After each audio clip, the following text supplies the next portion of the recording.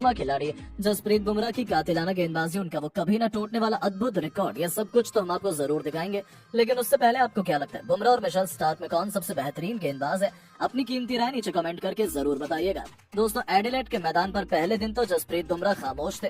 उन्हें केवल एक विकेट मिला था, लेकिन दूसरे दिन बुमराह के नाम की ऐसी आंधी आई जिसके आगे ऑस्ट्रेलिया के बड़े बड़े बल्लेबाज तो रहम की भीख मांगते नजर आए। जी हाँ, बता दें, दूसरे दिन की सुबह सूरज की पहली किरण के साथ जब ये मुकाबला शुरू हुआ, तब आते ही इन दोनों बल्लेबाजों ने मैदान में टिकने की कोशिश करने लगे। प्रॉपर टेस्ट क्रिकेट के अंदाज में अपनी टीम के स्कोर को धीरे धीरे आगे बढ़ा रहे थे। 38 ओवर में ऑस्ट्रेलिया का स्कोर 90 रनों तक एक विकेट पर पहुंच चुका था। इन दोनों खिलाड़ियों के बीच अच्छी साझेदारी देखने को मिल रही थी। टीम इंडिया को विकेट की सख्त जरूरत थी और तभी रोहित ने इस बार फिर मोहम्मद सिराज पर भरोसा जताते हुए 39वां ओवर फेंकने के लिए गेंद थमाई और सिराज ने ओवर की अंतिम गेंद पर इस बार लबुशेन को ऋषभ पंत के हाथों कैच पकड़वाकर पवेलियन का रास्ता दिखाया और टीम इंडिया को दूसरी सफलता 92 रनों के स्कोर पर मिल गई। उनके आउट होने के बाद अब नए बल्लेबाज स्टीव स्मिथ मैदान में आ चुके थे। अब ये दोनों बल्लेबाज धीरे धीरे टीम के स्कोर को आगे बढ़ा रहे थे। मैक्स विनी अपने अर्धशतक की तरफ बढ़ रहे थे। इसी खिलाड़ी को रोक पाना काफी मुश्किल था। बुमराह के खिलाफ उन्होंने लगातार 2 गेंद पर 2 चौके लगाकर सबके होश उड़ा दिए। इसी के साथ ऑस्ट्रेलिया का स्कोर 100 रनों के पार पहुंच गया।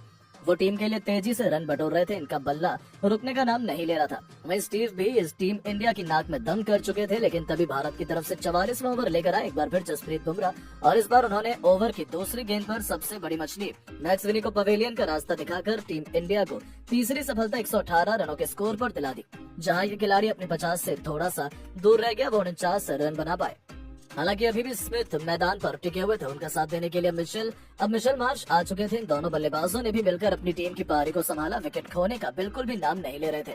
धीरे धीरे स्कोर को आगे बढ़ा रहे थे। 58 ओवर में ऑस्ट्रेलिया का स्कोर 149 रनों तक पहुंच गया था। ये दोनों बल्लेबाज भी एक अच्छी साझेदारी की तरफ बढ़ रहे थे। भारतीय गेंदबाजों के विकेट लेना बहुत मुश्किल हो रहा था। मैदान पर गेंदबाज संघर्ष करते हुए नजर आ रहे थे। देखते ही देखते स्मिथ ने अपना अर्धशतक ठोक दिया। दोनों खिलाड़ियों के बीच 50 रनों की साझेदारी भी हो गई, लेकिन तभी कप्तान बुमराह ने एक बार फिर से मैच में ट्विस्ट ला दिया।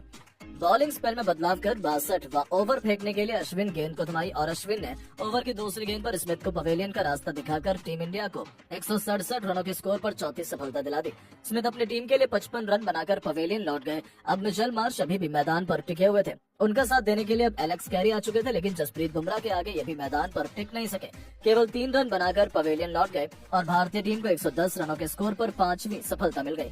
ऐसे में मिशेल मार्श के साथ बल्लेबाजी करने के लिए खुद ऑस्ट्रेलिया के कप्तान पैट कमिंस आए। इन दोनों खिलाड़ियों के कंधों पर टीम की पूरी जिम्मेदारी थी, लेकिन 68वां ओवर लेकर आए सिराज के ओवर की तीसरी गेंद पर कमिंस अपना विकेट खो बैठे। एलबीडब्ल्यू होकर पवेलियन लौट गए। भारतीय टीम को 6ठा विकेट मिल गया। अब मैदान पर मार्श का साथ देने के लिए नाथन लियोन आ चुके थे। इन दोनों खिलाड़ियों ने मिलकर टीम के स्कोर को आगे बढ़ाया। 76 ओवर में ऑस्ट्रेलिया को 200 रनों तक पहुंचा दिया।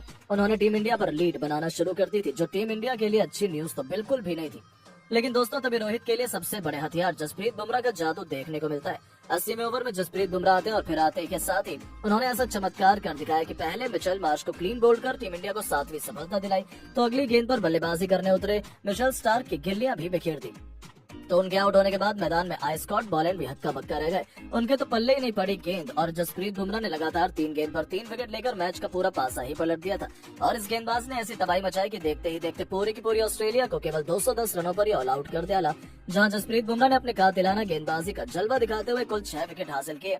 3 विकेट मोहम्मद सिराज को मिले, वहीं 1 विकेट अश्विन के नाम रहा। इसी के साथ जसप्रीत बुमराह ने इस साल टेस्ट क्रिकेट में अपने 50 विकेट भी पूरे कर लिए और इस मामले में कपिल देव और जहीर खान जैसे बड़े बड़े सुपरस्टार महान खिलाड़ियों की बराबरी भी कर ली और ऐसा रिकॉर्ड बनाया जिसे तोड़ पाना भी शायद किसी के बस की बात ना हो पाए। यानी कि जसप्रीत बुमराह टीम इंडिया के लिए सबसे बड़े हीरो बन चुके हैं। तो दोस्तों, अब आपको क्या लगता है कि जसप्रीत बुमराह और मिशेल स्टार्क में कौन महान गेंदबाज है? अपनी कीमती राय नीचे कमेंट करके जरूर बताएं और ऐसी शानदार खबरों के लिए चैनल को सब्सक्राइब जरूर करें। धन्यवाद।